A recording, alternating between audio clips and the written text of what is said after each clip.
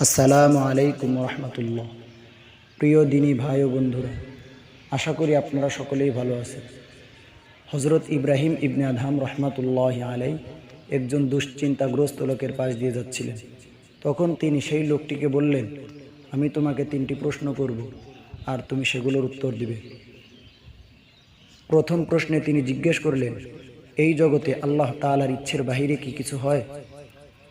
দ্বিতীয় প্রশ্নে তিনি জিজ্ঞেস করলেন, তোমার জন্য আল্লাহ তাআলা যে রিজিক নির্ধারণ করেছেন তা থেকে একটুও কি কমবে? এবং তৃতীয় প্রশ্নে তিনি জিজ্ঞেস করলেন, তোমার জন্য আল্লাহ তাআলা যে হায়াত রেখেছেন তা থেকে একটুও কি কমানো সম্ভব? সেই লোকটি তখন উত্তরে বললেন, না। তখন হজরত ইব্রাহিম ইবনে আদহাম রহমতুল্লাহ আলাই বলেন, তাহলে দুশ্চিন্তা কিসের জন্য? নিশ্চয় দুশ্চিন্তা আল্লাহ তাআলার একটি বাহিনী, যার মাধ্যমে তিনি তার বান্দাদের পরীক্ষা করেন, যাতে তিনি দেখেন তারা কি করে। দুশ্চিন্তা যদিও তা অনুভব করার জিনিস, খালি চোখে দেখা যায় না, তবুও তা বস্তুগত জিনিস থেকে প্রভাবশালী। এ বিষয়টি আরও বেশি দৃঢ় হয় যে হজরত আলী ইবনে আবি তালিব রাদিয়াল্লাহু তাআলা আনহুর উত্তরের মাধ্যমে যখন তাকে প্রশ্ন করা হয়েছিল, আল্লাহ তাআলার সবচেয়ে শক্তিশালী বাহিনী কোনটি, তিনি উত্তরে বলেন, পাহাড়। লোহা পাহাড়কে কেটে ফেলে, অতএব লোহা পাহাড়ের চেয়ে শক্তিশালী।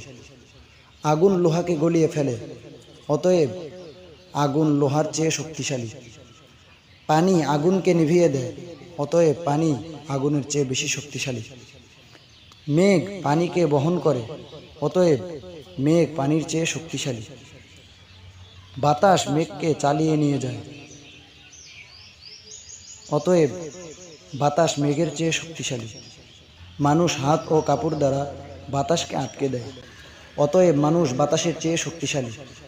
ঘুম মানুষকে পরাভূত করে, অতএব ঘুম মানুষের চেয়ে শক্তিশালী। আর অতি দুশ্চিন্তা ঘুম দূর করে দেয়, অতএব আল্লাহ তাআলার শক্তিশালী বাহিনী হলো দুশ্চিন্তা। তার বান্দাদের মধ্যে যাকে ইচ্ছা হয় তার উপর চাপিয়ে দেন। আল্লাহ তাআলা সূরা আনআমের 125 নম্বর আয়াতে বলেন, আল্লাহ তাআলা যাকে সৎ পথ দেখাতে চান তার অন্তর ইসলামের জন্য খুলে দেন, আর যাকে পথভ্রষ্ট করতে চান তার অন্তরকে সংকীর্ণ সংকুচিত করে দেন, যেন সে আকাশে আরোহণ করছে। যারা ঈমান আনে না তাদের উপর আল্লাহ তাআলা এভাবে লাঞ্ছনা চাপিয়ে দেন।